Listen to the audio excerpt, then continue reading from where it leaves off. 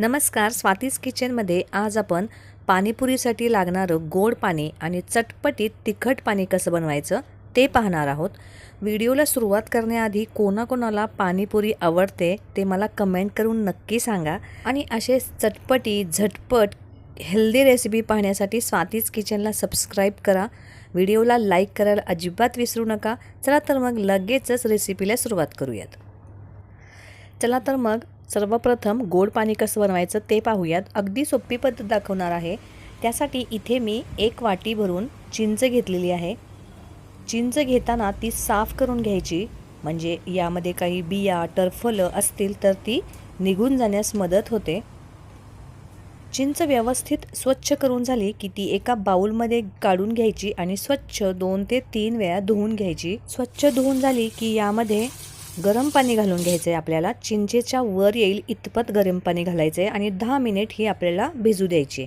यामुळे काय होतं, चिंच मऊ होण्यास मदत होते। जर तुमच्याकडे वेळ असेल तर तुम्ही रात्रभर ही चिंच थंड पाण्यामध्ये भिजवली तरी सुद्धा चालेल। वेळ नसेल तर अशा पद्धतीने 10 मिनिटं गरम पाण्यामध्ये चिंच भिजवून घ्यायची।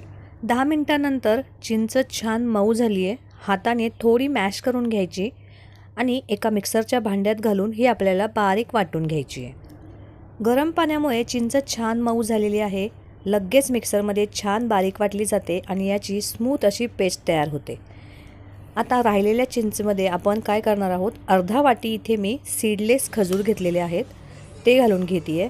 खजूर घातल्यामुळे काय होतं, चिंचेचं पाणी जे आहे हे अतिशय दाटसर होतं, गोड होतं आणि खजुराचा एक छान असा फ्लेवर आपल्या चिंचेच्या पाण्याला येतो। खजूर घालणं ऑप्शनल आहे, नसेल तर नाही घातली तरी सुद्धा काहीच हरकत नाही। मस्त घट्ट अशी स्मूथ पेस्ट तयार आहे। आता हे गाळून घेऊयात। गाळल्यामुळे काय होतं तर याच्या रेषा असतील किंवा काही चोथा असेल तर तो निघून जातो। थोडं पाणी घालून हे गाळून घ्यायचं, कारण जास्त दाटसर असेल तर ते गाळलं जात नाही। आता तुम्ही इथे बघू शकतात राहिलेला चोथा रेषा हे सगळं सेपरेट झालेलं आहे आणि छान अशी फाईन प्युरी आपली किंवा चिंचेचं पाणी तयार आहे। थोडं पाणी घालून मी इथे हे गाळून घेतलेलं आहे, कारण आपल्याला चिंचेचं पाणी पाणीपुरीसाठी बनवतोय आपण, त्यामुळे छान अशी पातळ पाणी माझं तयार आहे। आता नेक्स्ट काय करायचं चला पाहूयात। एका कढईमध्ये थोडं तेल घालून घ्यायचं। तेल घालून झालं ते गरम झालं की यामध्ये प्रथम जिरे घालायचे। जिरे छान फुलले की मग यात अर्धा चमचा हिंग घालून घ्यायचा। हिंग घालून झाला की आता चिंचेची पेस्ट घालून घेऊयात आणि साधारण 3 ते 4 मिनिट शिजवून घेऊयात। 3 ते 4 मिनिटांनंतर म्हणजे थोडं पाणी गरम झालं की यामध्ये आपल्याला 1 वाटीभर गूळ घालून घ्यायचा आहे। गूळ तुम्ही तुमच्या आवडीनुसार कमी किंवा जास्त करू शकतात। हा गूळ छान मेल्ट होईपर्यंत आपल्याला हे पाणी शिजवून घ्यायचं आहे। छान गुळामुळे छान गोडसरपणा येतो आणि पाणी छान दाटसर असं तयार होतं। गूळ आता छान मेल्ट करून घेऊयात। सगळा गूळ मेल्ट करून झालेला आहे। रंग बघू शकतात तुम्ही, अतिशय सुरेख असा रंग आलेला आहे आपला। आता याला अजून टेस्टी बनवण्यासाठी यामध्ये आपल्याला काही मसाले ॲड करायचे ते घालून घेऊयात। तर त्यासाठी सर्वप्रथम ब्लॅक सॉल्ट म्हणजे काळं मीठ 1 चमचाभर घालून घेतलेलं आहे। अर्धा चमचा साधं मीठसुद्धा घालायचं आहे, दोन्ही मिठाचा वापर करायचा आहे आपल्याला। 1 चमचा लाल मिरची पावडर, यामुळे काय होतं थोडंसं तिखट आंबट गोडसर असं हे पाणी तयार होतं, छान टेस्ट येते। 1 चमचाभर जिरा पावडर घातली आहे। 1 चमचा धना पावडर घातली आहे।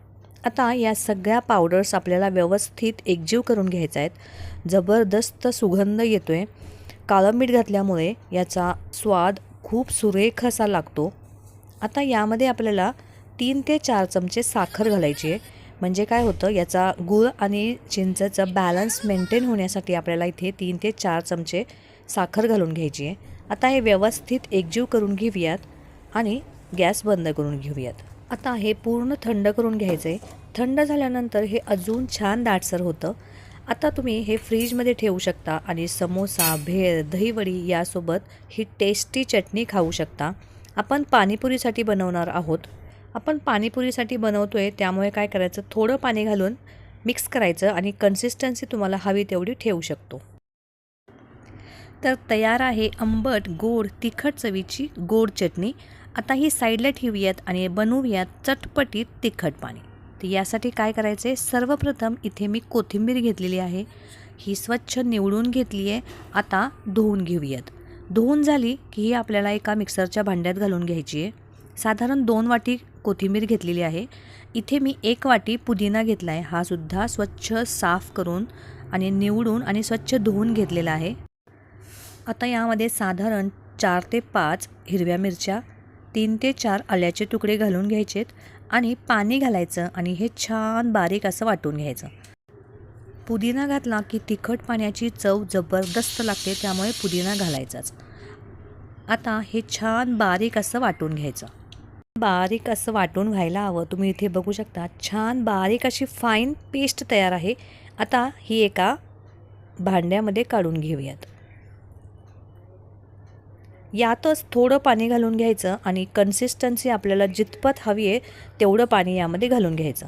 जास्त दाटसर नसावं, जास्त पातळ नसावं, या पद्धतीने आपल्याला हे ग्रीन चटणीचं पाणी तयार करून घ्यायचं आहे. यामध्ये काही मसाले घालूयात. तर सर्वप्रथम 1 चमचा मीठ, 1 चमचा काळं मीठ, 1 चमचा लाल मिरची पावडर, 1 चमचा जिरा पावडर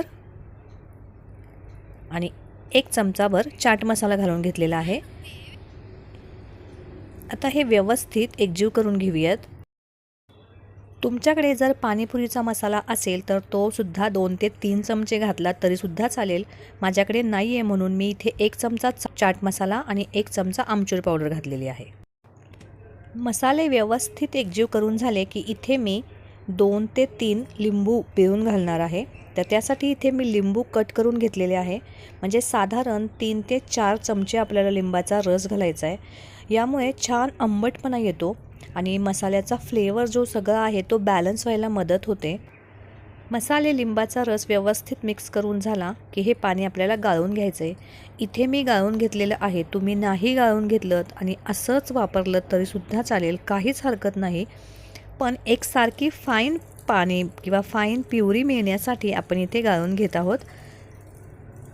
इथे आपण पुदिना घातला आहे, तर पुदिना घातल्यामुळे काय होतं, पाणी थोडंसं काळं पडतं. त्यासाठी ते होऊ नये म्हणून आपण इथे लिंबाचा वापर केलेला आहे. तर इथे तयार आहे पाणीपुरीसाठीचं तिखट पाणी. मस्त सुगंध येतोय. आता यामध्ये 2 ते 3 चमचे बुंदी घालून घ्यायची. ऑप्शनल आहे, बुंदी घालायची आणि व्यवस्थित मिक्स करून घ्यायचं. तर तयार आहे आपलं तिखट आणि गोड पाणी.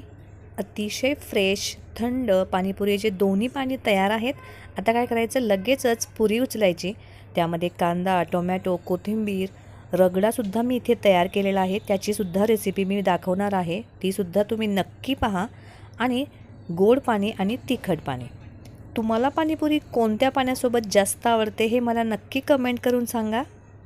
आणि लगेचच ही गोड पुरी पाणीपुरी एन्जॉय करायची. तर नक्की करून बघा. तुमचं गोड पाणी तिखट पाणी कसं झालं हे मला सांगायला अजिबात विसरू नका. परत भेटू अशीच एक नवीन आणि मस्त रेसिपी घेऊन. धन्यवाद.